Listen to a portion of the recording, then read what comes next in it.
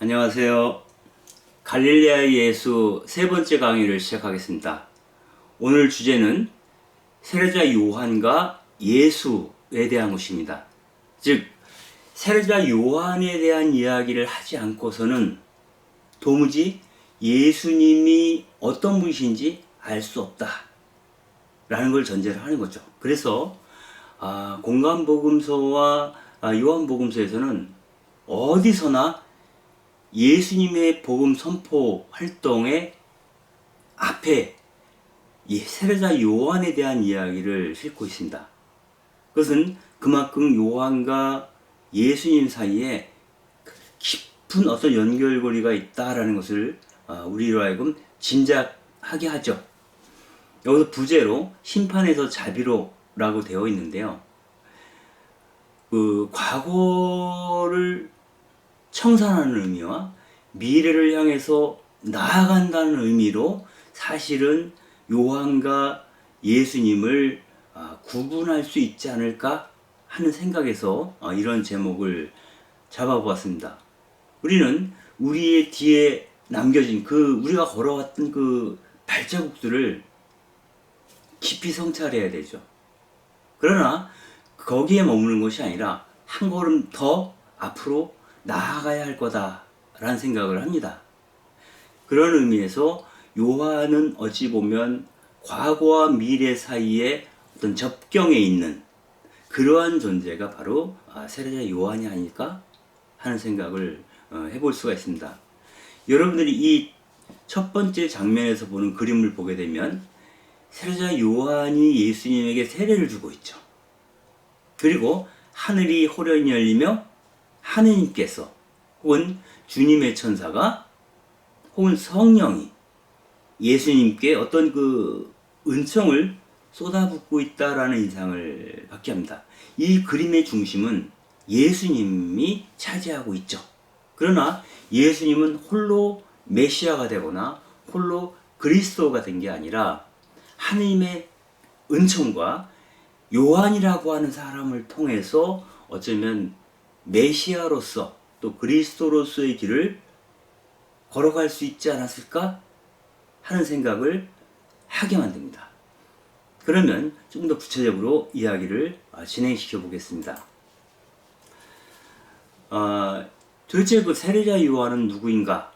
라고 질문을 했을 때 첫 번째는 요한은 사제 계열의, 즉 사제 가문 출신이라는 것이고요. 이러한 사람들을 보통 나지르인이라고 부릅니다. 즉, 이 세속으로부터 일정하게 거룩하다고 성별된 존재로서 요한이 등장한다는 것입니다. 루카복음에는 이렇게 되어 있습니다. 유다 임금 헤로데 시대에 아비아조에 속한 사제로서 즈가리아라는 사람이 있었다. 그의 아내는 아론의 자손으로서 이름은 엘리사벳이었다. 이 말은 요한의 어머니인 엘리사벳도 아론의 후예고 요한의 아버지인 즈가리아도 아비아조에 속하는 사제 가운데 한 명이었다라는 겁니다. 즉, 이 사제 가문이라고 하는 것은 우리가 히브리 성서에선 레위 지파로 상징되는 그 그룹이라고 볼 수 있겠죠. 즉, 레위 지파는 처음 초기 이스라엘 공동체가 형성될 때 그 지파 몫의 땅을 얻지 않고 레위 지파 사람들은 11지파에 각각 파견되어서 살았습니다. 그래서 그 이스라엘 부족 동맹의 어떤 그런 공통된 이념이라고 할까요? 공통된 신앙, 그들을 묶어주는 어떤 그런 요소로서 작용을 했던 사람들이 바로 레위 지파이죠. 그래서 이스라엘 전통에서 사제라고 하는 것은 그 이스라엘 백성들을 일치시키는 어떤 힘으로서 하느님과 인간, 하느님과 그 하느님의 백성을 연결시키는 존재로서 사제가 등장을 하게 됩니다. 그리고 이 세례자 요한을 생각할 때에는 사제 가문일 뿐만 아니라 당시에 사제 중심의 공동체가 유다 광야에 있었죠. 우리가 잘 알고 있는 꿈난 공동체인데요. 여기에 모여 살던 사람들을 우리는 그 에세네파라고 부릅니다. 이스라엘에는 여러 가지 파벌이 있죠. 사두가이파도 있고요. 바리사이파도 있고요. 또 그 중에 하나가 에세네파죠. 이들은 예루살렘이 하스몬 왕가 이후로 완전히 부패되었다. 그래서 현존하는 예루살렘 체제에는 희망을 걸 수 없다라고 믿었던 사람들이에요. 그래서 예루살렘을 떠나서 광야에 모여 살면서 자신들의 순결한 신앙을 지키고자 했던 사람들, 그 사람들을 에스네파라고 하죠. 즉 탈 예루살렘파 혹은 탈 성전파. 그래서 때가 되면 새로운 이스라엘이 오리라. 새로운 이스라엘이 건설될 것이고, 이 새로운 이들은 때가 되면 새로운 예루살렘이 이루어지리라고 믿었던 사람입니다. 그래서 기존의 예루살렘이 아니라 새로운 예루살렘이 등장할 때 주역이 될 사람들은 바로 야훼의 계명을 지키고 살아가는 우리 에세네파 사제들이다라고 믿었던 그런 사람들입니다. 이 에세네파의 전통을 카톨릭교회에서 전승하는 과정에서 수도원 전통이 나왔다라고 볼 수도 있습니다. 그래서 어떻게 보면 수도원적인 의미, 공동소유, 공동생산, 공동소비, 함께 모여 기도하고 함께 그 정결례를 지키고 안식일법을 지키고 야훼의 계명을 지키면서 새로운 예루살렘이 올 그날을 기다리던 사람들, 바로 그 사람들이 에세네파라고 할 수가 있고요. 아마도 그 세례자 요한이 이 공간복음서에서는 광야에서 나타났다 이렇게 얘기를 합니다. 그 가죽옷을 입고 메뚜기와 석청을 먹으면서 광야에서 나타난, 광야에서 외치는 소리였다라고 얘기를 하고 있는데, 이것은 바로 그 광야에 있었던 것이 바로 에세네파들이 모여 살던 꿈난 공동체였죠. 그래서 어쩌면 그 요한은 에세네파 가운데 한 사람이었을지도 모르겠다라는 추측을 해볼 수 있겠습니다. 그리고 이 세례자 요한은 태어날 때부터 어떤 이런 성별된 그러한 존재로 태어났다는 것을 짐작해 주는 귀절이 있습니다. 그건 뭐냐면 요한의 그 잉태에 대해서 엘리사벳이 요한이 잉태할 때의 얘기를 전하면서 루카복음에서 이렇게 얘기를 합니다. 1장 15절에 그가 주님 앞에서 큰 인물이 될 것이기 때문에 그는 포도주도 독주도 마시지 않고 어머니 태중으로부터 성령에 가득 찰 것이다. 여기서 포도주와 독주도 마시지 않고 라는 기절이 갖고 있는 의미가 있어요. 즉 히브리어로는 나지르라고 하는데, 이 나지르인, 이 사람들은 성별된 사람들, 우리가 카톨릭 교회에서도 사제들을 그 성품 성사를 통해서 성별된 존재로 인식을 하지 않습니까? 그래서 특정한 서원을 통해서, 특정한 그 계약을 통해서 하느님께 스스로를 봉헌한 사람들, 우리식으로 얘기하면 봉헌 생활자에 해당되는 사람이 바로 이스라엘에서는 나지르인이라고 할 수 있겠는데, 바로 나지르인의 특성 가운데 하나가 머리카락을 자르지 않고 술과 포도주로 만드는 것을 마시지 않는 것입니다. 그래서 사무엘을 잉태했던 어머니 한나는 이 새로 태어날 사무엘을 하느님께 봉헌하겠다라고 서원을 하면서 이렇게 얘기를 하죠. 평생 이 아이의 머리카락을 자르지 않겠다. 이렇게 약속을 합니다. 나지르인으로 성별된 존재로, 거룩한 존재로 양육하겠다라고 하는 다짐을 하는 거죠. 그래서 세례자 요한의 특성 가운데 첫 번째를 꼽으자면 이 사람이 나지르인 가운데 하나로 성장하였다 라고 볼 수가 있겠습니다. 또한 이 나지르인이라는 것은 이스라엘의 전통을 계승하는 자라는 의미도 있어요. 즉 하느님의 계명을 지키기로, 거룩하게 살기로 마음먹은 자라는 의미일 수도 있겠습니다. 두 번째, 세례자 요한을 생각할 때에는 그가 광야에서 수행하던 자라고 생각해 볼 수 있습니다. 앞서 말씀드렸듯이 그 광야에서 고행을 하고 금욕주의적으로 살아가는, 즉 나지르인으로서의 어떤 그 모습을 보이는 하나의 상징이 뭐냐면 낙타털옷을 입고 허리에 가죽들을 두르고 메뚜기와 석청을 먹고 사는 거죠. 바로 그렇게 살았던 사람이 엘리야 예언자입니다. 그래서 우리는 세례자 요한을 생각하면 군중들이 엘리야 예언자를 떠올렸던 것을 기억해야 됩니다.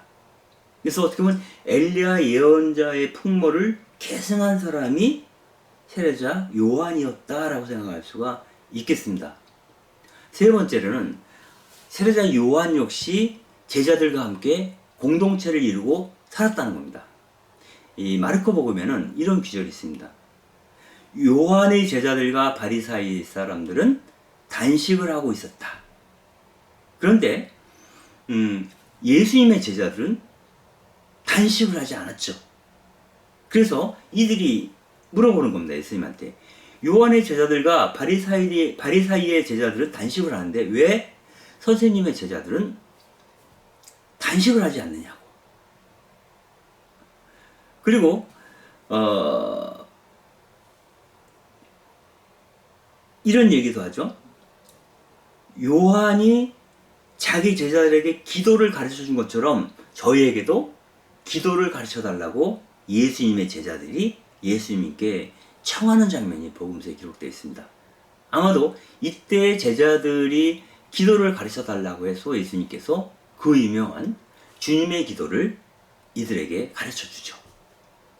그건 뭐냐면 이 요한의 공동체 안에서는 주기적으로 단식하고 공통 기도문을 지어서 기도했다라는 것을 알 수 있습니다.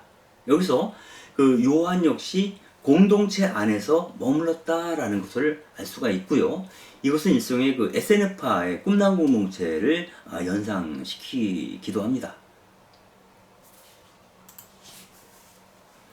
또한 그 세례자 요한은 마치 하느님의 심판이 곧 미국에 이윽고 우리에게 닥쳐왔음을 예고하면서 회개하라고 외치는 그러한 예언자의 모습을 갖게 됩니다. 즉 마지막 심판의 때가 다가왔다는 겁니다. 그 종말이 임박했다라고 하는 입장을 표명합니다. 이것으로 봐서 예수님 당대 혹은 예수님이 태어나시기 100여 년 사이에 하스몬 왕가가 이스라엘을 지배하던 그 시기에 유행했던 문학 가운데 하나가 바로 묵시문학이죠. 종말론에 입각해서 세계적인 선과 악의 전쟁이 벌어지고 그 안에서 사람의 아들이 이 세상을 다시 통치하는 시절이 올 것이다라고 믿었던 그 종말론에 입각한 묵시문학의 영향을 듬뿍 받은 사람 중에 하나가 바로 세례자 요한이라는 것을 알게 됩니다. 다음 그 세례자 요한은 우리가 종말에 임박해서 회개를 해야 되는데 이 회개의 징표로 세례를 받으라고 이야기를 하죠. 그래서 우리는 요한을 세례자 운동을 벌였던 세례자 요한이라고 부르게 되는 거죠. 그렇다면 요한의 세례 운동은 어디서부터 비롯되었는가를 잠깐 살펴볼 수 있겠습니다.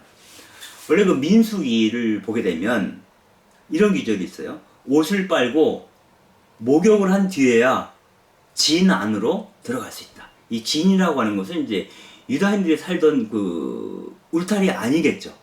사람들의 그 거주 지역으로 거룩하게 성별된 사제인 백성으로서의 이스라엘 진영 안으로 들어가려면 먼저 옷도 깨끗이 빨아입고 몸도 깨끗하게 닦고 나서야 들어갈 수 있다 라고 얘기를 하는데, 이때의 목욕은 정결례, 몸을 깨끗이 닦는다는 정결례의 의미이지 요한이 얘기했던 회개를 전제로 하는 세례는 아닌 것 같아요. 그렇다면 이 세례를 베풀었던 그룹이 또 있나? 라고 학자들이 살펴보니 그러니까 그리스에 있었던 신비 종교 가운데 하나인 에루시니안 그룹이 있습니다. 이 에루시니안들이 자기 회원을 받아들일 때 입문 예식으로 세례를 베풀었다고 해요. 그런데 여러분들이 알다시피 세례자 요한은 SNF로부터 영향을 받을 가능성이 아주 짙죠. 그리고 이스라엘의 고유한 전통 안에 머물기를 원하던 분이죠. 그래서 본래 야훼 하나님께서 우리에게 요청하는 바를 받아들이고 묵은 때묻은 자기를 벗겨내는 세례를 받으라고 얘기했던 사람이 요한이라고 하는 것을 상정할 때 그 그리스 신비종교 즉 헬레니즘에서 유행하던 그리스 사람들이 행하던 것을 받아들여서 군중들에게 요한이 행했을 가능성은 없다라고 볼 수도 있겠습니다. 그렇다면 결국 이 세례의식은 요한이 아마도 일정 기간 동안 머물렀을 것으로 또 일정하게 영향을 받았을 것으로 추측되는 SN파에서 행하던 정결례 의식으로부터 세례운동을 가져오지 않았을까 하는 생각을 해볼 수가 있습니다. SN파 사람들은 이 공동체 안에 살면서 주기적으로 어떤 특별한 어떤 그 예배를 드릴 때라든가 기도 모임을 할 때는 그 사전에 그 미크바라고 하는 그 욕조에 들어가서 침례를 하죠. 온몸을 다 담그고 몸을 닦고서 나오게 됩니다. 그런데 이 SN파가 행하던 그 세례 혹은 이 침례라고 하는 것은 그 SN파 회원들, 꿈난 공동체의 회원들에게만 허용된 거였어요. 즉 폐쇄적인 공동체 안에 폐쇄된 그러한 예식이다라고 볼 수가 있겠습니다. 그런데 이 예식을 요한은 세례운동을 통해서 회원들뿐 아니라 모든 군중들에게 베풀죠. 즉 개방된 세례, 개방된 침례로서의 세례운동을 얘기를 하고 있고요. 단순하게 정결례의 표지로서가 아니라 내가 회개했다고 하는 것의 표지로서 이 세례를 베풀게 됩니다. 그래서 이 세례라고 하는 것은 과거에 그동안 살아왔던 낡은 인간이 죽고 이제 이 세례를 통해서 새로운 사람으로 내가 거듭나는 것이다. 거듭날 것을 다짐하는 그러한 의식으로서의 세례죠. 그래서 요한의 세례는 당시 속죄 의식으로서 사람들이 성전에 오게 되면 속죄 예물을 바치죠. 뭐 짐승들을 바치는 거죠. 비둘기라든가 혹은 양이라든가 소라든가 이런 그 희생 제물을 바치고 속죄의 제사를 지냈어요. 그래서 그 속죄의 제사를 통해서만이 우리는 죄를 용서받을 수 있다라고 믿었던 것이죠. 그러나 그 이 속죄의 제사, 희생 제사를 바치려면 많은 돈이 들어가요. 그런데 이 요한의 세례는 값없이 대가 없이 주어지기 때문에 가난한 백성들이 누구나 와서 요르단강에서 세례를 받고 새로운 사람으로 거듭날 것을 다짐할 수 있었죠. 그러한 의미에서 요한의 세례는 SN파처럼 성전의 적대적인 혹은 탈예루살렘적인 행위라고 볼 수 있고요. 또 다른 측면에서는 성전 세력들의 수입을 훼손하는, 즉 성전의 생존, 성전을 중심으로 자기 권위를 유지하고 재산을 불려가던 그 사람들의 어떤 이해관계를 침해하는 방식, 그리고 많은 군중들에게 혜택을 베푸는, 하나님의 은총을 거저 선물하는 그러한 방식으로 세례가 이루어졌다라는 것을 우리는 알 수 있게 됩니다. 이를테면 그런 거죠. 세례자 요한은 단순하게 세례를 하나의 표지로서만 보여준 건 아니에요. 세례를 받은 자는 행실로 모범을, 자기가 회개했다는 증거를 보여야 한다라고 이야기했던 사람이 바로 그 세례자 요한이었죠. 즉 이렇게 얘기를 하는 겁니다. 너희가 회개를 했다면, 루카복음서에 나오는 얘기예요. 이 회개에 합당한 열매를 맺으라고. 그리고 우리는 아브라함을 조상으로 모시고 있다는 말은 혼잣말로도 할 필요 없다고. 너희가 아브라함의 후손이라고, 우리는 하나님께 선택된 백성이라고 아무리 얘기해봤자 네 행실을 바꾸지 않는다면 아무 의미가 없다고. 하나님께서는 이 돌을 갖고도 아브라함의 자손을 만들 수 있으니 행위를 변화시킬 생각 없이 거저 속죄받을 생각을랑 하지 마라, 이렇게 얘기를 하는 것이죠. 그러니까 군중들이 물어보죠. 그럼 저희가 어떻게 해야 됩니까? 이렇게 얘기를 해요. 그러니까 요한이 바로 대답을 합니다. 옷을 2벌 갖고 있는 사람은 못 가진 사람에게 나눠줘라. 먹을 것도 이 먹을 걸 가진 사람들은 자기가 소유한 먹을 것을 타인에게 나눠줘라 라고 얘기를 합니다. 여러분들 그 당시에 가난한 사람들은 옷이 1벌밖에 없었어요. 즉 뭐 단벌 신사였죠. 겉옷 하나를 입고 다니면서 낮에는 옷처럼 입고 다니지만 밤이 되면 그 겉옷을 이불처럼 덮고 잤어요. 근데 옷이 2벌이라고, 속옷과 겉옷이 있다는 것은 어느 정도 살만하다는 뜻이에요. 그렇다면 아주 넉넉하진 않더라도 있는 것 가운데 나눌 줄 알아야 너희가 회개했다는 것을 그분께서 인정하실 것이다 라고 세례자 요한은 이야기를 하는 거죠. 세리들이 와서 세례를 받으며 요한에게 묻습니다. 그럼 저희들은 어떻게 해야 됩니까? 정해진 것보다 더 받지 마라, 이렇게 얘기를 해요. 여러분들 그 지난 시간에 그 세관원들이, 즉 세리들이 어떻게 그 세금을 걷는지 잠깐 언급한 적이 있습니다. 그 원래 그 세금 중개인들이 그 당국에서 정한 그 세금만큼을 미리 납부하고 대중들에게 세금을 걷어서 채우는 방식이거든요. 그러니까 정해진 세금을 걷어서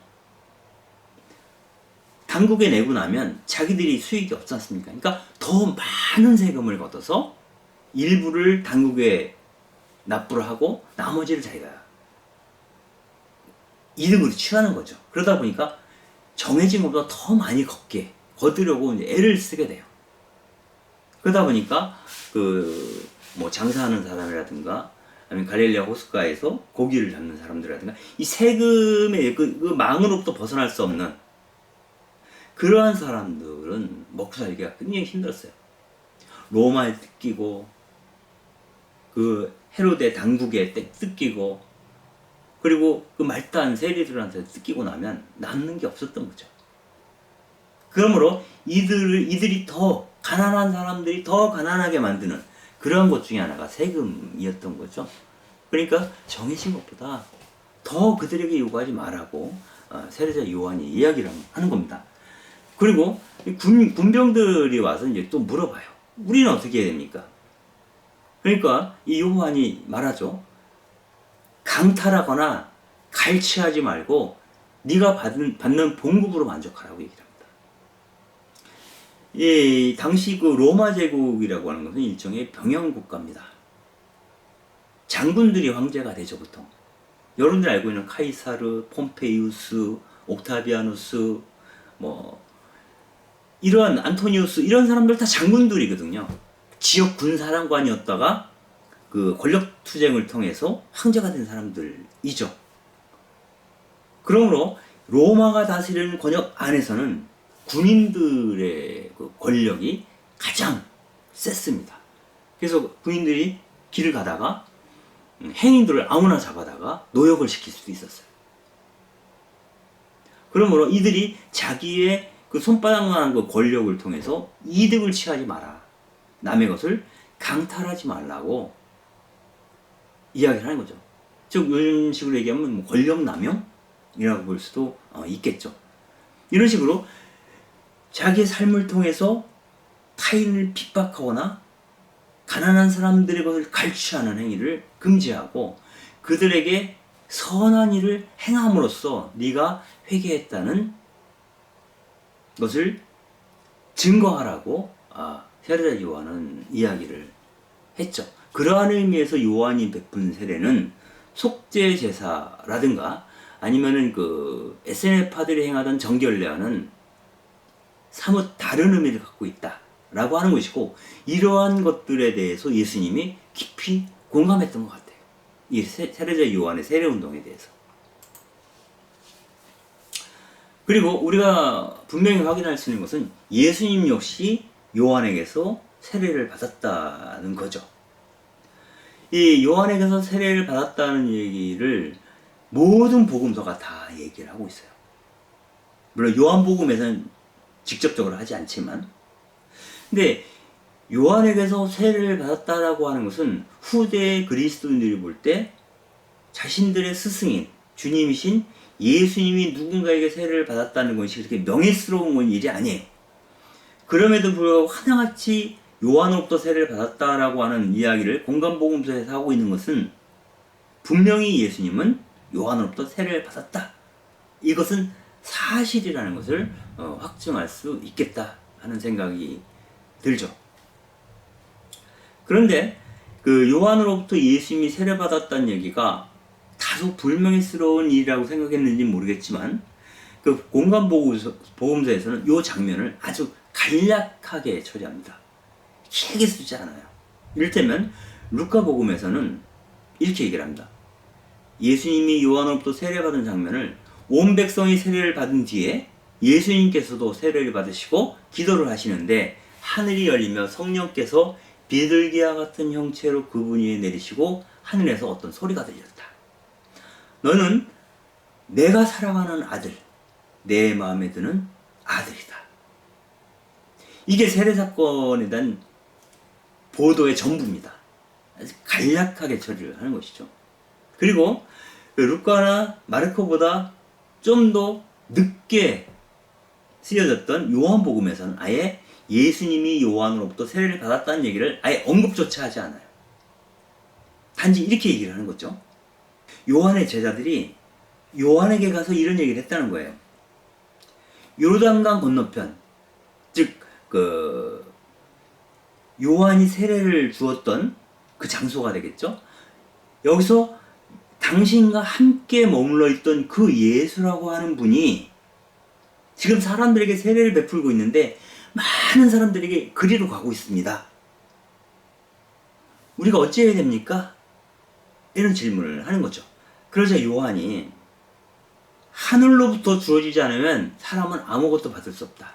즉 예수님이 세례를 베풀고 있는 것은 아마도 하늘에서 주신 걸 거다. 또한 나는 그리스도가 아니고 단지 그리스도에 앞서 파견된 사람일 뿐이다. 그리고 너희들은 내 말의 증인이다. 이렇게 얘기를 합니다. 그러므로 예수님이 세례를 베푸는 것은 당연하고 그분의 권리이고, 오히려 나는 그분의 앞서 선포하러 온 그의 앞길을 예비하러 온 자에 지나지 않는다라고 겸손하게 얘기하는 모습으로 세례자 요한을 등장시킵니다. 그러나 분명한 것은 공간복음서에서 어디서나 요한으로부터 예수님의 공생활이 시작되었다라는 것을 부인하고 있지 않다라고 하는 거죠.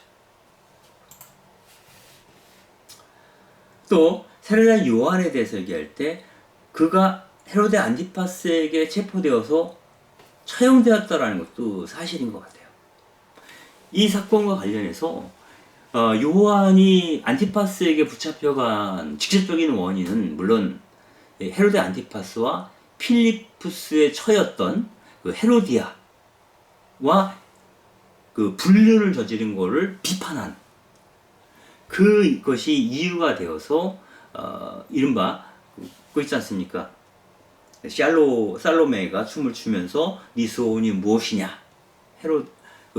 세례자 요한의 목을 갖다 주십시오. 이렇게 얘기를 했다는데, 어쨌거나 그 불륜에 대해서 요한이 문제 삼은 것에 대한 안갚음으로 붙잡혀서 처형되었다라고 이제 성서에는 기록되어 있습니다.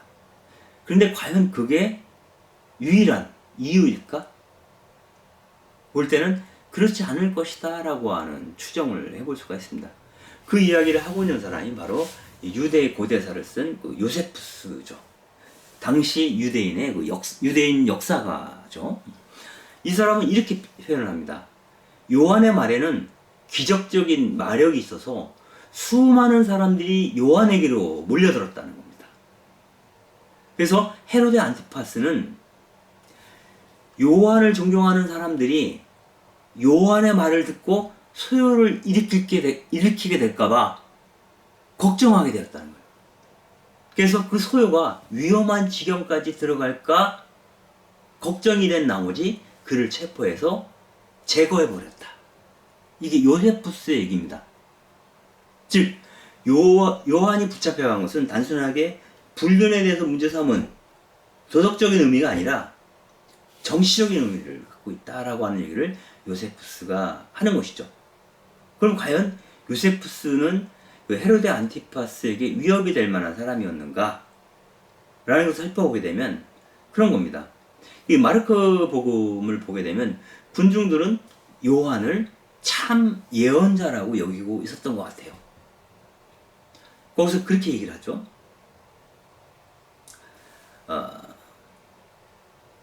이것은 예수님이 막판에 성전에 입성하셔서 그 성전 세력들과 논쟁을 벌일 때 나온 이야기입니다. 즉, 그 성전 정화 사건 이튿날 예수님이 다시 성전에 갔을 때 그 사람들이 와서 묻죠. 당신이 어제 성전을 휘저어 놓았는데 무슨 권한으로 그 일을 행한 거냐고. 당신의 그 권위의 출처가 어디냐? 라고 얘기를 합니다. 그럴 때 예수님께서 얘기하죠. 요한의 세례는 하늘로부터 온 것인가? 사람으로부터 온 것인가? 이렇게 물어요.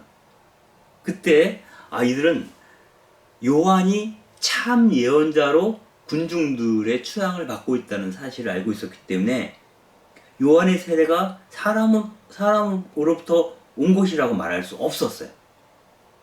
그리고 하늘로부터 온 것이라고 말했다면 왜 요한의 얘기를 따라 살지 않았는지 추궁을 받게 됩니다.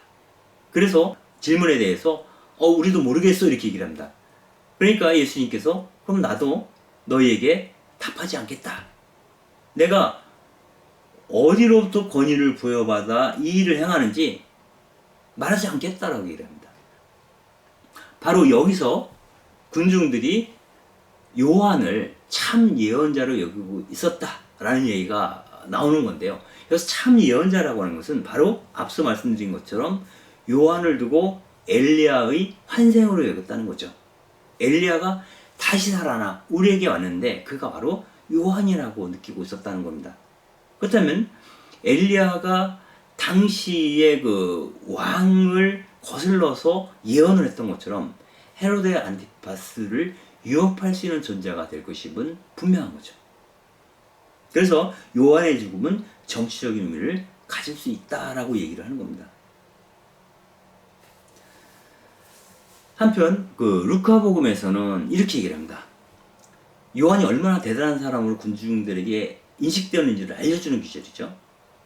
여자에게서 태어난 이들 가운데 요한보다 더 큰 인물은 없다. 예수님이 하신 말씀입니다. 그러나 하느님 나라에서는 가장 작은 이라도 그보다 크다. 요한의 설교를 듣고 그의 세례를 받은 백성은 세리들을 포함하여 모두 하느님께서 의로우시다는 사실을 받아들였다. 이런 얘기를 합니다. 여기서 여자에게서 태어난 사람 가운데 요한보다 더 큰 인물은 없다. 헤로데 안티파스는 유다인의 왕이 되기를 갈망했던 사람이에요. 이 사람에게 요한은 굉장히 강력한 맞수가 될 수도 있겠죠. 그러한 의미에서 헤로데 요한은 헤로데 안티파스에 의해서 정치적으로 살해된 인물이라고 이야기할 수도 있겠다 하는 얘기를 안병구 선생님께서 하시는 것이죠. 보세요. 왜 요한을 참 예언자이며 강력한 맞수로서 헤로데 안티파스가 느꼈는가 하는 걸 보려면 군중들이 그를 엘리야처럼 여겼다고 하는 것인데요. 너희는 나의 종 모세의 율법, 내가 호렙산에서 온 이스라엘을 위하여 모세에게 내린 규정과 법규들을 기억해라. 보라, 주님의 크고 두려운 날이 오기 전에, 즉 심판의 날이 오기 전에 내가 너희에게 엘리야 예언자를 보낼 거다. 그가 부모의 마음을 자녀에게 돌리고 자녀의 마음을 부모에게 돌리리라. 즉 하나님의 마음을 다시 이스라엘 백성들에게로 돌리고 이스라엘 백성들의 마음을 다시 하나님께 돌릴 것이다. 누가? 엘리야 예언자. 항차 이 예언자를 내가 보낼 거다. 그래야 내가 와서 이 땅을 파멸로 내리치지 않으리라. 요한이 얘기하죠. 하나님 나라가 가까이 왔다. 심판의 날이 가까웠다. 그러니 회개하고 복음 믿으라 이렇게 얘기를 합니다. 회개하라는 얘기를 해요. 이 땅이 파멸에 이르지 않으려면, 그리고 그 날에 와서 보낼 엘리야 예언자가 바로 누구다? 군중들은 바로 세례자 요한이라고 생각했다라고 하는 것이죠. 엘리야는 여러분들이 잘 알다시피 북이스라엘의 권력자였던 아하방에게 대항해서 싸웠던 예언자죠. 그 아하방은 자기 소유한 땅도 많으면서 나봇의 포도밭을 탐내서 빼앗습니다. 그리고 결국 나봇을 죽이게 되죠. 그때 엘리야 예언자가 아하방에게 이렇게 얘기를 합니다. 네가 사람을 죽이고 그의 땅마저 빼앗는구나. 나봇의 피를 핥던 개들이 같은 자리에서 너의 피도 핥을 것이다. 이렇게 얘기를 합니다. 강력한 항의와 강력한 경고를 내리고 있는 거죠. 이제 세례자 요한이 헤로데 안티파스에게 백성의 피를 핥던 개들이 이제 그 자리에서 너 헤로데 안티파스의 피를 핥을 거다라고 말하지 않으리라는 보장이 없는 거죠. 그리고 헤로디아와의 불륜을 아주 공개적으로 비난하죠. 거기에는 헤로데 안티파스라고 하는 존재 자체를 상대화시키는, 무력화시키는 예언적인 힘이 들어있다라고 믿을 수도 있겠습니다. 결국 엘리야와 세례자 요한은 한통속이라고 볼 수 있고요. 그 계보를 이은 자가 바로 예수였다라고 군중들은 나중에 믿게 됩니다. 그래서 우리가 예수님에 대한 생각을 할 때는 항상 그분이 세례자 요한의 법통을 이은 자, 혹은 엘리야의 예언자적 전통의 반열 안에 있는 자가 바로 예수님 자신이다 라는 것을 우리가 생각해 볼 수 있겠습니다. 여기서 에세느파와 요한의 그 유사점과 차이점에 대해서 잠깐 짚고 넘어가겠습니다. 에세느파와 요한은 앞서서 잠깐 언급한 적이 있지만 예루살렘은 이미 썩었다. 예수님이 성전 정화 사건 때 이렇게 얘기하죠. 기도하는 집을 너희가 강도의 소굴로 만들었구나. 바로 강도의 소굴로 전락한 예루살렘에 대한 환면을 갖고 있는 사람이 두 그룹이 있는 거죠. 그 중에 공동체를 이루고 광야에서 살던 에세르파가 있고요. 성전 제사를 상대화시키고 요르단강에서 세례를 베풀던 요한이 있었던 거죠. 그 요한은 그렇게 얘기합니다. 너희가 예루살렘 성전에서 예배를 드린다고 해서, 제사를 드린다고 해서 하느님께 수납되지 못할 것이다. 하느님께 받아들여지지 못할 것이다. 너희의 행실을 고쳐라. 세례를 받고. 이렇게 얘기를 하는 겁니다. 그러면서 이미 도끼가 나무 뿌리에 닿아 있다.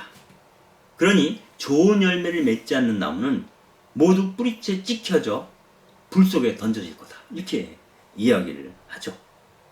그러니까 예루살렘의 미래가 참혹할 것이다 라고 하는 것을 요한이 경고를 하는 겁니다. 이것은 요한의 경고이면서 동시에 SNF파의 입장이기도 했죠. 그런데 SNF와 요한의 차이점은 앞서 말씀드린 것처럼 SNF파가 자기 꿈란에 있는 공동체 회원들에게만 세례를 베푼 것에 비하여 요한은 모든 사람에게 세례를 열어놓았다는 거죠. 그리고 꿈난 사람들은 광야에 응거했지만 요한은 대중에게 왔죠. 대중들을 만나서 그들에게 세례를 베풀었다는 거예요. 다만 제한점이라고 한계가 있다라고 한다면 그건 뭐냐면 예수님은 요르단강에서 사람들을 불러 모으지 않았어요.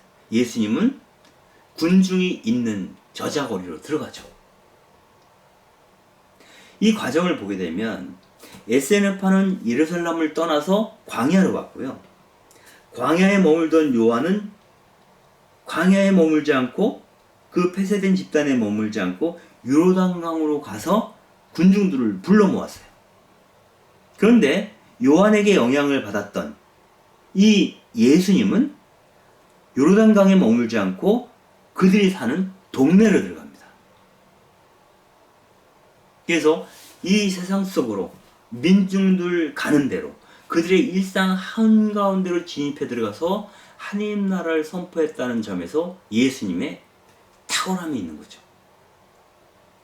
또한 그 SNF와 요한의 차이점 중에 하나가 SNF파는 그 부패한 예루살렘을 정화시키기 위해서 어떤 노력도 하지 않았어요. 광야에서 자신들의 어떤 순결함을 지키는데 부심을 했던 거죠. 그러나 요한은 요르단강에서 직접 그 불의한 세력에 대해서 항의하고 문제 제기를 하는 것이죠. 이러한 점에서 요한은 SNF파와 달랐다는 거죠. 그런데 왜 복음서에서는 SNF파에 대해서는 한 번도 언급을 하지 않는가? 여러분들 잘 아시죠? 마테오, 마르코, 루카 그리고 요한복음 어디에도 SNF파에 대한 언급이 없어요. 바리사이파라든가 사두가이파에 대한 얘기는 있죠. 근데 왜 없을까? 그것은 요한으로 충분하다는 거예요. 요한을 얘기하면 SNF파와 같은 그룹의 이야기를 요한이 대변하고 있음을 알 수 있게 되죠. 그리고 이 복음서를 쓰는 이유는 예수님을 설명하기 위해서 요한이 필요했기 때문에 요한을 얘기하는 거거든요. 근데 예수님은 이른바 대중운동을 했던 사람입니다. 대중 속으로 들어가서 그들과 함께 하나님 나라 운동을 했던 분이 바로 예수님이신데, 그러기 위해서 그 앞 단계에서는 요한이 필요한 거죠. SNF파가 아니라 대중들에게로 다가온 그 요한을 통해서 그 요한을 징검다리 삼아 더 한 걸음 나아갔던 분이 바로 예수님이었다라는 것을 복음서는 이야기하고 싶었던 것 같아요. 그래서 굳이 SNF파를 언급할 필요를 복음사가들은 느끼지 않았던 것 같습니다. 그렇다면 이제 그 요한과 예수님의 관계는 어땠을까라는 것을 잠깐 살펴보기로 하겠습니다. 마르코복음에서는 당연히 그 하느님의 아드님 예수 그리스도의 복음의 시작, 이게 1장 1절이에요. 즉 예수 그리스도의 복음의 시작이라는 말로 복음서를 시작하는데 그 첫 장면이 세례자 요한에 대한 얘기입니다. 세례자 요한이 광야에 나타나 죄의 용서를 위한 회개의 세례를 선포하였다, 이렇게 얘기를 합니다. 그리고 그 무렵에 예수님께서 갈릴레아 나자렛에서 이 요르단으로 오셔서 요한에게 세례를 받으셨다. 이게 예수 그리스도에 대한 복음의 시작의 첫 부분입니다. 그래서 마르코 복음사가는 요한으로부터 예수님의 어떤 하나님 나라 운동의 어떤 그런 초석이 다져졌다, 아니면 요한의 운동이 예수님의 운동의 실마리가 되어줬다라고 얘기하고 싶어 하는 것 같습니다. 그 후에 마태복음에서는 마르코복음과 마찬가지로 역시 요한은 예수님의 앞길을 열기 위하여 선구자처럼 왔다라고 얘기를 합니다. 그리고 요한이 선포한 메시지와 예수님이 선포한 메시지가 같은 내용이라는 것도 밝혀집니다. 즉 회개하여라, 하나님 나라가 가까이 왔다, 이 얘기죠. 이 하나님 나라가 가까이 왔다라는 선포를 요한과 예수님은 공유하고 있다라는 것을 마테오가 이야기를 하죠. 그래서 우리는 큰 틀에서 보면 요한이 하고자 했던 일과 예수님이 하고자 했던 일이 같다는 것을 알 수 있어요. 그러므로 당연히 예수님은 요한에게서 영향을 받았을 거고, 그 요한에게서 영향을 받았다는 것의 하나의 표지가 뭐냐면 요한에게서 세례를 받는 행위로 드러났다라고 볼 수도 있을 것 같습니다. 그런데 루카복음에서는 요한을 좀 더 예수님보다 부차적인 인물로 강화시킵니다. 즉 율법과 예언자들의 시대는 요한에게서 끝난다. 그러니까 요한에게서 끝나는 그 시대와 예수님이 시작하신 그 새로운 시대는 확연하게 구분된다라고 못을 받고 있습니다. 그래서 그 마태복음에서 얘기하는, 또 루카복음에서 공통으로 얘기하고 있는 이 말이 나온 겁니다. 이 공통된 이야기를 보통 그 예수 어록 큐 사료에서 나왔다라고 얘기를 하는데, 아무튼 그건 중요한 게 아니고요.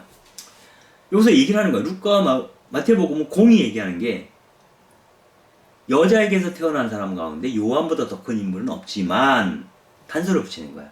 하늘나라에서는 가장 작은 이라도 요한보다 크다, 이렇게 얘기를 합니다. 여기 좀 더 나가면 요한복음에서는 요한은 예수님의 신발끈을 맬 자격조차도 없다, 이런 식의까지 또 격화시키는 것으로 요한에서 나오는데요. 어쨌거나 마르코복음에서는 요한으로부터 예수 운동이 시작되었다라고 얘기를 하고 있고, 마테오와 루카는 그것에 동의하면서 그럼에도 불구하고 요한은 예수님과는 확연히 구분되는 존재다라는 것을 말하고 있습니다. 한편 요한복음에서는, 즉 마르코, 마테오, 루카보다 한 30여 년 후에 제일 마지막에 쓰여진 복음서죠. 여기서는 다른 공관복음서부터 요한에 대한 얘기를 굉장히 많이 하고 있어요. 여기저기서 요한에 대한 얘기를 해요. 예수님은 요한이 그 헤로데 안티파스에게 체포된 이후에 갈릴레아로 가셔서 복음을 선포하셨다라고 공관복음서에서는 주로 얘기를 해요. 그러나 요한복음서에서는 요한이 살아생전에 활동하던 그 시기에 예수님도 같이 활동을 하는 것으로 나오고 있어요. 그런데 이 요한복음은 이 요한에 대한 얘기를 많이 하면서도 요한을 가장 격화시키는 표현을 쓰고 있습니다. 그분은 예수님의 선구자라기보다는 예수님이 하나님의 어린 양이고 메시아임을 증인한 사람이라고 얘기하고 싶어 하는 것 같아요. 그래서 요한복음 1장 36절에 이렇게 얘기를 하죠. 요한이 자기 제자 두 사람과 함께 그곳에 다시 서 있다가 예수님께서 지나가시는 것을 보고 이렇게 얘기를 하죠. 보라, 하느님의 어린 양이시다. 즉 예수님이 메시아임을 증언하는 자, 그 사람이 바로 요한이었다라고 얘기를 합니다. 그리고 이런 얘기를 하죠. 그분은 갈수록 커지셔야 하고 나는 갈수록 작아져야 한다. 이제 새로운 시대가 열렸고 그 시대는 예수님이 시대다라는 것을 얘기를 하죠. 그리고 앞서 얘기했듯이 요한복음 어디에도 예수님이 요한으로부터 세례를 받았다는 얘기는 없어요. 그리고 예수님이 세례를 주었다라는 얘기는 있어요. 근데 예수님이 세례를 주었다라는 얘기도 요한복음에만 있어요. 다른 공관복음서에서는 예수님이 세례를 베풀었다는 얘기가 없습니다.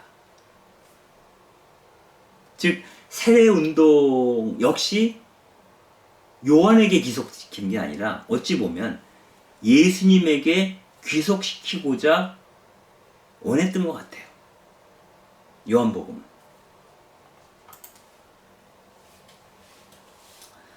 그러나 뭐 이렇게 표현하든 저렇게 표현하든 요한이 예수님에 앞서온, 예수님과 같은 생각을 가졌던 사람인 것만은 분명한 것 같아요. 방식에 있어서의 차이점은 있을지언정. 즉, 그 공간복음서에서는 이렇게 얘기를 하는 거예요. 특히 마르코복음서에서는 요한이 잡힌 뒤에 예수님이 갈릴레아에 가서서 하느님의 복음을 선포하시며 이렇게 얘기했다. 때가 차서 하느님의 나라가 가까이 왔다. 회개하고 복음을 믿어라. 하느님 나라가 가까이 왔다. 회개하고 복음을 믿어라. 이건 요한의 얘기입니다.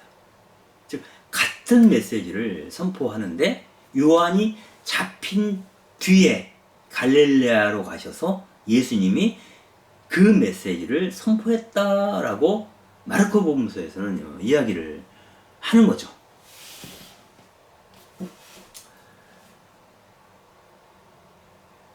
그 요한과 예수님의 어떤 그 밀접한 관계를 우리가 알 수 있는 것 중에 하나가 헤로데 안티파스의 고백 안에도 들어있습니다. 즉 예수님이 이런저런 공생활을 갈릴레아에서 시작하시고 나서 그분의 이름이 널리 알려진 거예요. 그리고 헤로데 안티파스도 그 소문을 듣게 됩니다. 그러니 사람들은 안티파스에게 이렇게 얘기를 하는 거죠. 세례자 요한이 죽은 이들 가운데서 다시 살아났다. 그게 누구예요? 예수라는 거예요. 그러니까 그분에게서 이런 기적들이 벌어지지. 그분이 병자들을 고치고 죽은 사람을 살리고 이런 기적들이 일어나는 이유는 바로 예수님이 되살아난 요한이기 때문일 거다라는 얘기가 소문이 퍼지고 헤로데에게도 들리게 됐다라는 얘기를 하는 겁니다. 그래서 헤로데는 이런 소문들을 듣고 이렇게 얘기를 해요. 내가 목을 베었던 그 요한이 되살아났구나. 즉 갈릴레아 지역에 우환거리가 하나 더 생긴 겁니다. 헤로데 안티파스의 입장에서.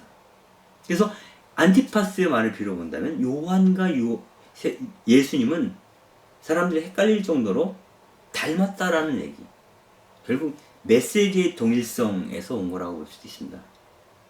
그리고 그렇기 때문인지 모르지만 요한의 운명은 예수님의 운명과 크게 다르지 않았어요. 요한은 어떻게 됐죠? 헤로데 안티파스, 권력자에게 체포되어서 효수되었죠. 죄 없이. 그러면 예수님은 무죄한 채로 권력의 힘에 의해서 체포되어서 십자가에서 처형되죠. 그들의 메시지의 동일성과 아울러 그들의 운명의 동일성도 우리는 복음서에서 볼 수 있다는 거죠. 그만큼 요한과 예수는 밀접한 관련이 있다라는 것을 다시 한번 확인해 볼 수가 있겠습니다. 그러나 요한과 예수님은 좀 다른 점이 있었어요. 단적으로 얘기한다면 요한은 예레미야 예언자를 닮았다면 예수님은 사뭇 이사야 예언자를 닮은 것처럼 보여요. 이렇게 얘기를 하죠. 그 마태복음 11장 18절에 보면 이런 얘기가 나옵니다. 사실 요한이 와서 먹지도 않고 마시지도 않자 저자는 마귀가 들렸다 하고 사람들은 욕합니다. 그런데 사람의 아들, 즉 예수님이 와서 먹고 마시자 보라 저자는 먹보요 술꾼이며 세리와 죄인들의 친구구나 이렇게 얘기한다는 거예요. 여기서 우리가 이 문장을 잠깐 보면 이런 겁니다. 병행구가 있어요. 요한이 와서 사람의 아들이 와서 대조하는 거죠. 요한이 와서는 먹지도 않고 마시지도 않았다는 거예요. 즉 나지르인처럼 성별된 사람처럼 조신하게 살았다는 거예요. 금욕적으로 살았다는 거예요. 그러니까 먹고 마시지 아니니 마귀가 들렸다고 사람들이 얘기를 합니다. 그런데 사람의 아들 예수가 와서 요한과 달리 먹고 마시자 먹보여 술꾼 세리와 죄인들의 친구구나 라고 욕을 합니다. 이 얘기가 이제 이거 마태복음에 실려 있죠. 여기서 요한은 금욕적인 정말 이 세상의 종말을 지켜보면서 정말 그 긴장된 표정을 짓고 있는 예언자를 떠올리게 합니다. 그런데 예수님은 세리와 죄인들과 어울려 먹고 마셨다는 거예요. 어쩌면 하느님 나라의 잔치로 비유되곤 하던 하느님 나라를 미리 당겨서 살았던 공동체가 바로 예수와 함께하는 운동이라고 볼 수 있다면, 대심판을 앞두고 회개할 것을 촉구하던 세자 요한의 표정은 좀 더 경직되어 있다라고 볼 수 있겠습니다. 즉 요한은 하느님 나라의 도래, 그러니 기뻐하라 라는 메시지보다는 그 나라가 가까이 왔고 너희는 심판을 받을 거니까 회개하라는 그 심판에 더 방점이 찍혀 있었던 것은 아닌가 이야기해 볼 수가 있겠습니다. 즉 마태복음 3장 12절에 보면 이런 구절이 나와요. 세례자 요한의 얘기입니다. 도끼가 이미 나무 뿌리에 닿아 있다. 좋은 열매를 맺지 못하는 나무는 모두 찍혀서 불 속에 던져진다. 이렇게 얘기를 해요. 또 한편 이어서 이런 얘기도 하죠. 손에 키를 드시고, 하느님께서는 손에 키를 드시고 당신의 타작마당을 깨끗이 하시어 알곡은 곡간에 모아드리고 쭉정이는 꺼지지 않는 불에 태워버릴 거다. 회개하라는 거죠. 이 강력한 권고를 하고 있는 사람이 바로 요한입니다. 그러한 의미에서는 이 시대가 얼마나 암울한지, 이 시대가 얼마나 하느님으로부터 멀리 있는지, 부패했는지, 하느님을 거부하고 있는지, 그것을 알고 있는 자의 우울함, 그래서 분노하고 이 세상의 불의에 항거하는 그런 예언자로서의 모습을 세례자 요한이 보여주고 있죠. 즉 요한이 요구하는 것은 빨리 너의 죄로부터 돌아서라는 겁니다. 그 죄로부터 돌아서는 행위를 우리는 회개라고 부르죠. 즉 그들이 겪고 있는 윤리적인 죄, 군인들이 강탈하고 착취하는 것, 세리들이 매겨진 세금보다 더 많이 걷어들이는 것, 그리고 자기 혼자 먹고 마시는 것, 이 모든 불의를 단죄하고자 했던 사람이 바로 세례자 요한. 그래서 그의 표정은 조금은 우울할 수 있지 않겠는가? 그렇다면 이스라엘의 멸망, 유다의 멸망을 예고했던 예레미야 예언자와 같은 심경이었을 거다 라고 보는 겁니다. 그런데 예수님은 심판보다는 하느님 나라의 도래, 그리고 그 나라에서 이루어질 것을 미리 그 일행들 가운데 혹은 군중들 가운데서 실현하는 행위를 합니다. 그래서 하느님 나라를 미리 맛보게 해주는 일, 그게 병자를 치유하고 마귀를 쫓아내고 그들과 함께 밥을 먹는 장면들, 이런 것으로 하느님 나라를 얘기하죠. 그러니 이미 그 나라는 시작되었으니 너희는 어떻게 해야 돼? 기뻐하라. 그 얘기를 하는 거죠. 이미 그 나라를 맛본 자들은 그 나라를 위해서 헌신할 수 있게 되겠죠. 이 이야기는 마치 이사야서에 나오는 어떤 귀절을 떠올리게 합니다. 즉 바빌론 유배를 당해 있던 사람들이 바빌론으로부터 해방될 거라는 소식을 듣게 되죠. 그때 이사야서는 그 이야기를 이렇게 표현합니다. 얼마나 아름다운가. 산 위에 서서 기쁜 소식을 전하는 이의 저 발, 평화를 선포하고 기쁜 소식을 전하며 구원을 선포하는구나. 너희 하느님은 임금님이시다 하고 시온에게 말하는구나. 하느님의 주권이 이스라엘 안에서 회복되었음을 선포하는 거죠. 그러니 기뻐하라는 거예요.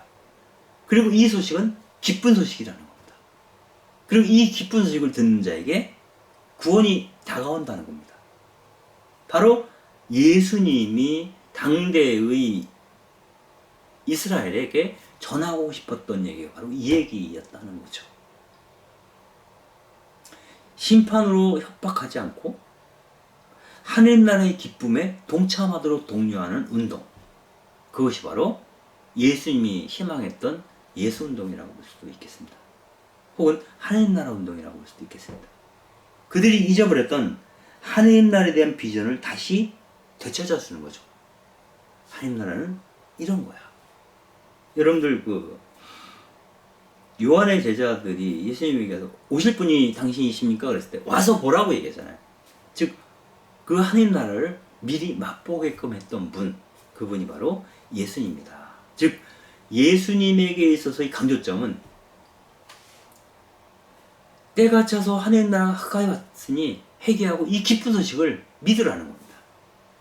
그리고 신랑이 손님들과 함께 있는 동안은 그 손님들에게 단식하라고 말할 수 없다는 거예요. 그래서 내 죄를 내 탓이오 하는 것보다 우리에게 더 큰 힘을 주는 것은 하늘나라에 대한 비전, 그 안에서 내가 충만한 기쁨을 느끼는 것이라고 예수님은 보았던 거예요. 그래서 예수님은 그런 얘기를 하죠. 새 포도주는 새 부대에 담아야 한다. 과거를 산식한다고 그 나라가 오지 않는다는 거예요. 내 안에서 이미 하늘 나라가 시작되도록 내 삶을 통해서 내 영혼을 통해서 그 나라가 시작되도록 해야 한다는 거예요. 탄핵하기에 앞서서 그 나라를 이미 네 몸으로 시작해버려라. 살기 시작하라고 말씀하시는 분.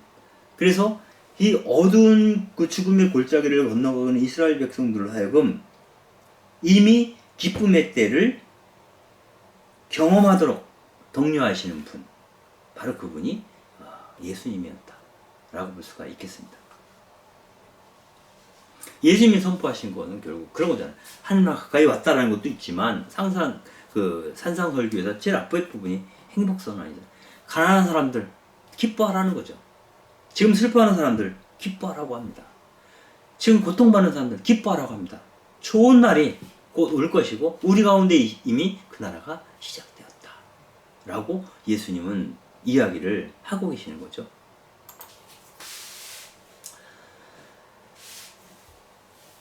결정적으로 요한과 예수님의 다른 점이라고 한다면 그런 거예요. 이것도 이미 여러 차례에 걸쳐서 여러분들에게 말씀을 드렸어요. 그 요한의 제자들이 묻죠. 오실 분이 선생님이시냐? 그때 예수님이 이렇게 얘기를 해요.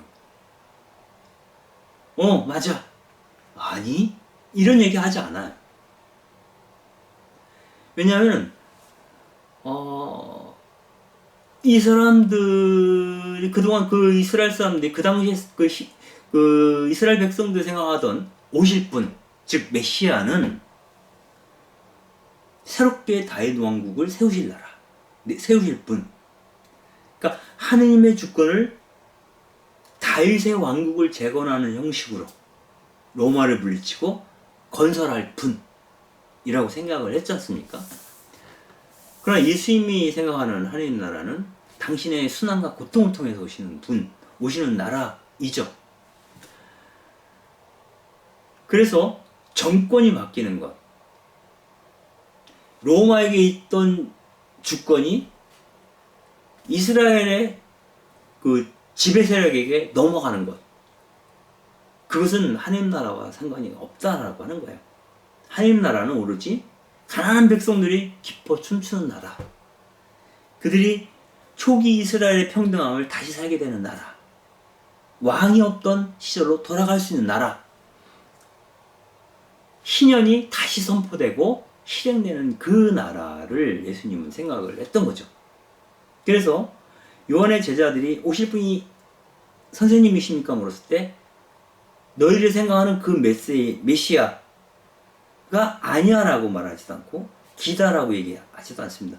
다만 그 나라가 어떤 나라인지를 보여주기만 합니다. 즉 요한에게 가서 너희가 보고 들은 걸 전하라. 눈먼 이들이 보고 다리 저는 이들이 제대로 걸으며 나병 환자들이 깨끗해지고 귀 먹은 이들이 들으며 죽은 이들이 되살아나고 가난한 이들이 기쁜 소식을 듣는다. 내가 메시아이고 아니고는 중요하지 않다는 거예요. 당신들이 생각하는 그 50분이 나인지가 중요한 게 아니라 나를 통하여 아니면 나와 함께하는 사람들 가운데서 하나님 나라가 이미 실현되고 있음을 아는 게 중요하다라고 이야기를 하는 거죠. 결국 예수님은 심판이 아니라 해방을, 어둠이 아니라 밝음을, 죽음이 아니라 삶의 사건이 지금 일어나고 있음을 보여주고 있다라고 안병무 선생은 얘기를 합니다. 또 요한과 예수님의 다른 점은 세례 문제랑 상관이 있습니다. 그 세례자 요한의 세례는 하느님의 진노, 즉 심판을 피할 수 있는 증명서와 같았어요. 세례를 받은 자는 구원을 받겠지만 통회하며 세례를 받지 않는 자는 구원으로부터 배제될 것이다. 타작마당에서 걸러져서 쭉정이인 채로 불 속에 던져질 거다. 이렇게 얘기를 합니다. 그러므로 반드시 세례를 받아야 된다는 거죠. 이거는 우리 교회사 안에서의 그 불행한 역사들을 기억하게 해줘요. 교회 안에서 세례받지 못한 자는 구원이 가로막혀서 지옥에 갈 거다라고 가르쳤죠. 그리고 세례를 받아서 그리스도인이 되지 못한 자는 짐승과 다름없다라고 생각해서 서인도 제도의 그 원주민들을 스페인 사람들이 학살을 했죠. 짐승처럼. 세례를 받고 안 받고 굉장히 중요했던 거예요. 세례를 받으면 사람이고 안 받으면 짐승인 거예요. 세례를 받으면 구원받고 받지 않으면 구원받지 못하는 거예요. 이런 식의 통과 의례처럼 이야기되었던 것 중에 잘못 오해된 것 중에 하나가 세례자 요한의 세례였다라고 볼 수도 있겠습니다. 여기서 요한의 세례는 앞서 말씀드렸듯이 이런 통과 의례나 증명서가 아니라 회개의 표지, 즉 행실로 회개했다는 증거를 보이라는 요청과 함께 옵니다. 그런데 예수님께서는 그 표지 자체인 세례조차 행하지 않았던 것으로 보여요. 예수님이 세례를 행하지 않았다. 요한만이 세례를 베풀었다. 여기 이런 얘기를 하게 되면 당장 질문이 나와요. 그런데 왜 교회에서는 신자가 될 때 맨 처음에 세례성사를 베푸냐고. 예수님도 하지 않았던 것인데. 아마 여러 가지 의미가 있을 거예요. 실제로 그 요한복음에서는 예수님이 세례를 베풀었다는 얘기가 나와요. 물론 공간복음서에는 어디에도 나오지 않지만 요한복음 3장 22절을 보면 이런 얘기가 나옵니다. 예수님께서는 제자들과 함께 유대 땅으로 가시어 그곳에서 제자들과 함께 머무르시며 세례를 주셨다. 바로 그때 요한도 살림에 가까운 에논에 물이 많아 거기에서 세례를 주고 있었다. 요한도 세례를 주고 있었고 예수님도 세례를 주고 있었다라는 거예요. 그걸 보고 예수님도 세례를 주었구나 이렇게 생각할 수 있겠죠. 그런데 요한복음 4장에 가면 좀 다른 얘기를 하고 있어요. 그건 뭐냐면 예수님께서는 당신이 요한보다 더 많은 사람들에게 세례를 주었다. 그리고 당신의 제자로 만드셨다. 라는 소문이 퍼진 것을 알게 되었다는 겁니다. 그런데 실제로는 예수님이 친히 세례를 베푼 게 아니라 예수님의 제자들이 세례를 베푼 것이다. 근데 이 소문이 부담스러웠는지 예수님은 유다를 떠나 다시 갈릴레아로 돌아가셨다. 이렇게 합니다. 즉 예수님이 세례를 베풀었다라는 얘기는 갈릴레아가 아니라 유다에 잠깐 들렀을 때였는데 사실을 알고 보니 예수님이 세례를 베푼 게 아니라 예수님의 제자들이 세례를 베푼 거다라고 하는 겁니다.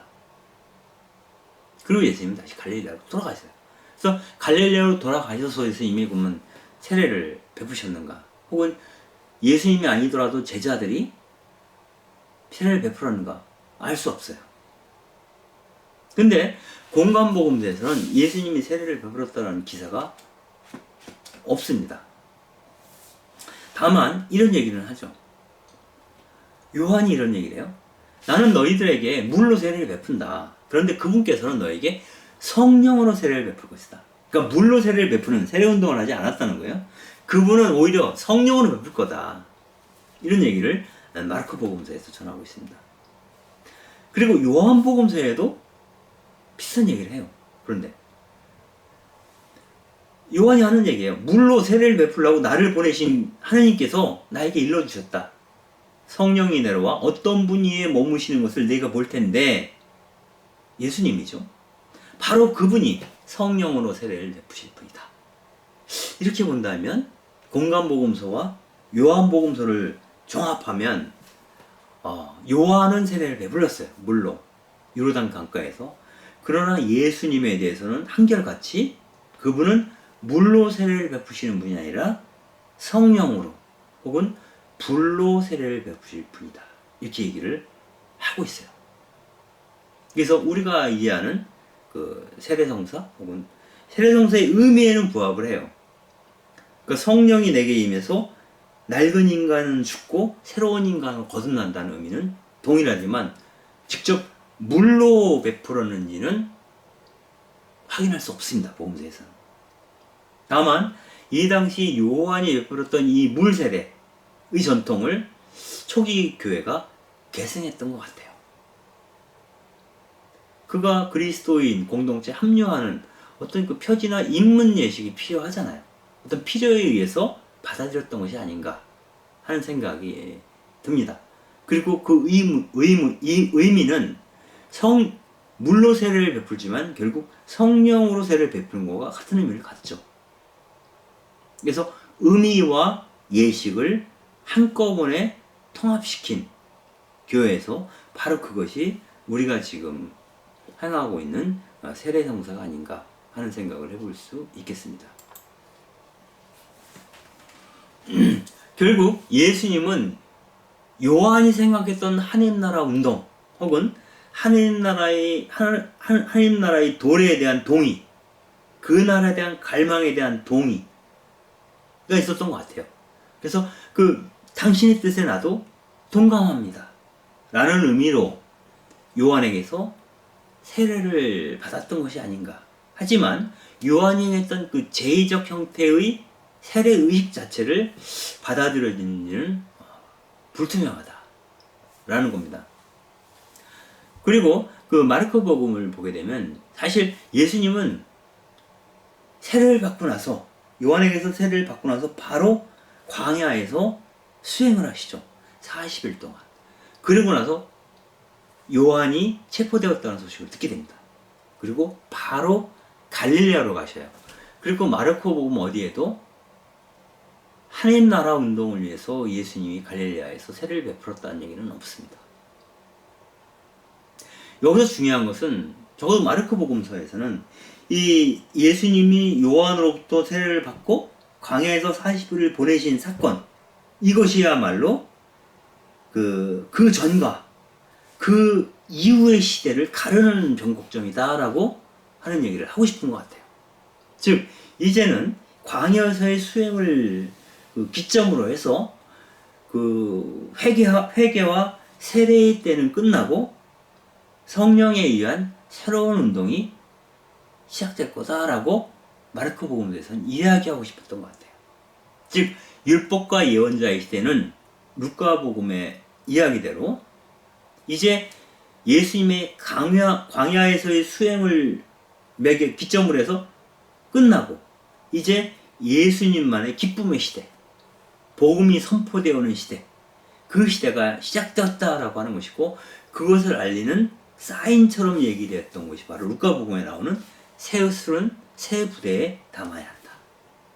여기서 보면 요한조차도 낡은 부대에 속해 있는 거죠. 그래서 요르단강이 아니라 바로 그들이 사는 현장으로 들어갔던 예수의 모습을 통해서 우리는 그 하나님 나라 운동이 이제 사람들 가운데서 시작되기 시작했다라고 하는 사인을 보게 되는 것 같습니다. 즉 이전에 요한의 제자들이 자주 단식하고 기도를 했지만 예수님과 예수님의 제자들이 행했던 그 운동은 세상의 모든 사람들처럼 평범하게 먹고 마시면서 그 일상을 거룩함 안에서 살아내는 운동, 이미 그 나라가 실현된 것처럼 천국을 지상에서 이미 살아내기 시작하는 그러한 사람들처럼 사는 운동을 예수님이 시작했던 것이 아닌가. 그리고 당신의 말씀으로 그러한 이야기들을 끝없이 여러 가지 비유를 통해서, 이야기들을 통해서 이미 그 나라가 시작되었다. 그리고 종당에는 그 나라가 완성될 것이다 라고 하는 희망을 백성들에게 주었던 것이 아닌가 하는 생각을 해볼 수 있겠습니다. 정리하자면 예수님은 요한으로부터 비롯된 운동을 새로운 방식으로 기쁨 안에서, 일상 안에서 실천하기 시작했던 운동을 열어놓으신 분이다 라는 것을 이 시간에 확인해 볼 수 있겠습니다. 네, 강의 들으시느라고 고생하셨습니다. 다음 시간에 또 만나 뵙겠습니다. 감사합니다.